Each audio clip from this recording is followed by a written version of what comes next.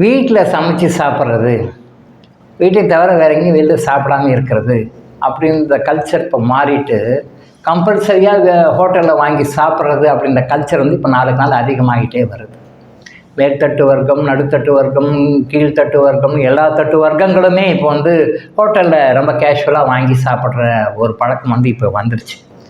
இது வந்து ஒரு வரவேற்கத்தகுந்த ஒரு விஷயமானா இல்லை, வரவேற்க தகுந்த விஷயம் இல்லை. இது ஒரு உணவு யாரால் சமைக்கப்படுகின்றதோ அல்லது நீங்கள் குடிக்கின்ற ஒரு பானம் யாரால் சமைக்கப்படுகின்றதோ அவர்கள் அந்த உணவை சமைக்கும் பொழுது, அந்த பானத்தை தயார் செய்யும் பொழுது எந்த மனநிலையில் இருக்கின்றார்கள், எந்த மனநிலையோடு இருந்து அதை தயார் பண்ணுறாங்க அப்படின்னும்போது அந்த மனநிலையினுடைய உணர்வு எனர்ஜி வடிவமாக, சக்தியாக அந்த உணவிலும் அந்த பாதங்களிலும் வந்து உட்கார்ந்துக்கும்.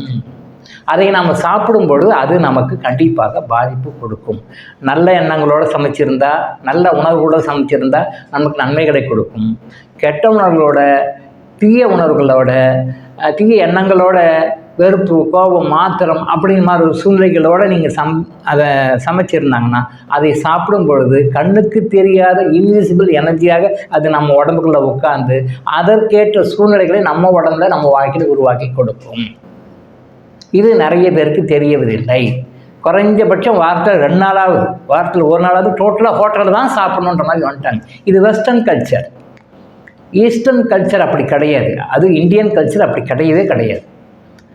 வெஸ்டர்ன் கல்ச்சரை பார்த்து அப்படியே இப்போ மக்கள் வந்து மாறிட்டாங்க. வெஸ்டர்ன் கல்ச்சர் நல்ல விஷயங்கள் இருக்குது, அதை யாரும் ஃபாலோ பண்ணுறது அவ்வளோவா கிடையாது.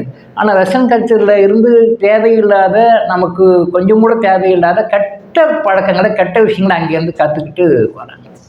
ஒரு சந்தோஷம் ஹோட்டலில் சாப்பிட தவறு கிடையாது. ஆனால் பர்பஸாக பிளான் பண்ணி இன்றைக்கி ஃபுல்லாக ஹோட்டலில் தான் சாப்பிடணும் அப்படின்னு சொல்லி சாப்பிட்றோம். இப்படி ஹோட்டலில் தான் சாப்பிடணும் பொழுது இந்த கமர்ஷியலாக தயார் பண்ணி கொடுக்குற உணவில் வந்து நமக்கு நிறைய நெகட்டிவ்ஸ் இருக்குது அப்படின்னு தெரியாத இவங்க பல வகையில் சஃபர் ஆகிட்டு இருக்காங்க.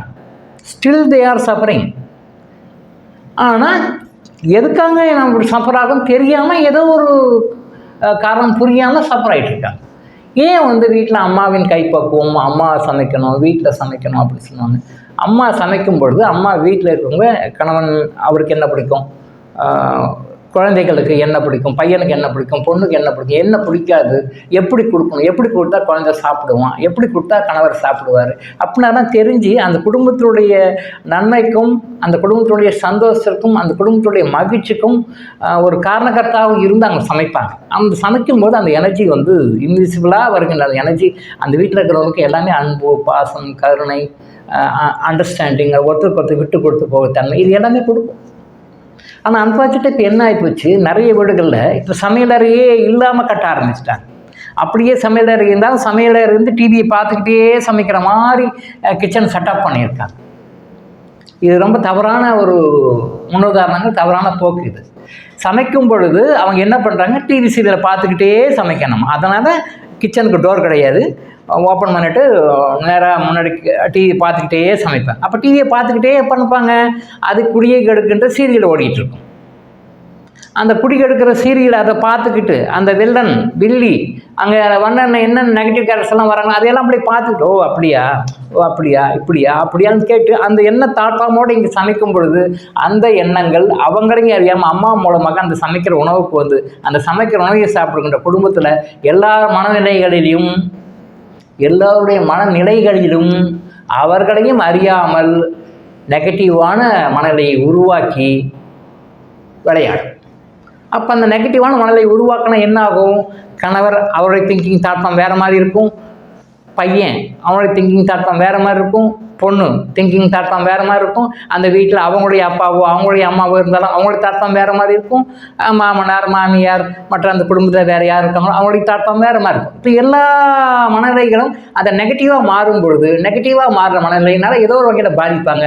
ஆனால் நாம் டிவியை பார்த்துக்கிட்டு, சீரியலை பார்த்துக்கிட்டு, வேற எங்கேயோ யாரையோ பேசிக்கிட்டு திட்டிக்கிட்டு சமைக்கிற சாப்பாட்டினால வந்த நெகட்டிவ் எனர்ஜி தான் இந்த உணவின் மூலமாக போய் இவங்களெல்லாம் பாதித்து நம்மளுடைய இந்த அளவுக்கு உருவாக்குது அப்படிங்கிற விஷயம் நமக்கு தெரியுது. இதை பற்றி நிறைய ஆராய்ச்சி பண்ணி இப்போ ஆராய்ச்சிகள்லாம் போட்டுட்ருக்காங்க. ஆனால் நம்ம மக்கள் அதையெல்லாம் பார்க்க மாட்டாங்க. ஆனால் தயவு செய்து சமைக்கும் பொழுது, நீங்கள் வீட்டில் சமைக்கும் பொழுது சமையலில் கவனத்தை வைங்க. டிவி சீரியலு அதெல்லாம் எதுவும் பார்க்க வேண்டாம். கவனத்தை அதே மாதிரி டென்ஷனாக எமோஷனாக கோபமாக இருக்கும்போது சமைக்காதீங்க. நீங்கள் டென்ஷனாகவோ கோபமாகவோ எமோஷனாகவோ ஒருத்தர் மேலே வெறுப்பாகவோ இருந்து நீங்கள் என்ன சமைச்சிங்கன்னா அந்த வெறுப்பு அப்படியே எல்லாருக்கும் ஸ்ப்ரெட் ஆகும், எல்லாருக்கும் ஸ்ப்ரெட் ஆகும். இது எல்லாமே இப்பயும் நிறைய ஆராய்ச்சி பண்ணி சொல்லிட்டு இருக்காங்க. இது இன்னும் வருங்காலத்தில் அதிகமாக வரும்.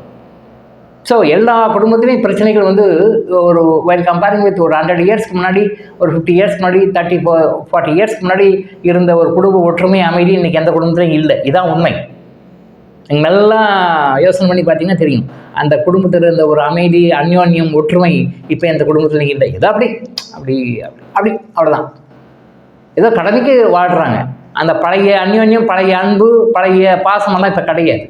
ஏன் இதில் வந்து தவறான உணவு முறைகள், தவறான சமைக்கும் முறைகள், வெளியில் இருந்து அன்வான்டாக கண்ட இடத்துல சமைச்ச உணவெல்லாம் வாங்கி சாப்பிட்ற முறைகள், இது எல்லாமே நம்ம பிரெயினில் போய் உட்காந்து நெகட்டிவ் தாட் ஃபார்முக்கு ஏற்ற மாதிரி நம்ம நடந்து நம்ம உடம்பை நாமளே கெடுத்துக்கிறோம், நம்ம மனசை நாமளே கெடுத்துக்கிறோம், நம்மளுடைய லைஃப்பை நாமளே கெடுத்துக்கிறோம் அப்படின்ற விஷயம் தெரியாமல் சஃபர் ஆகிட்டு இருக்காங்க.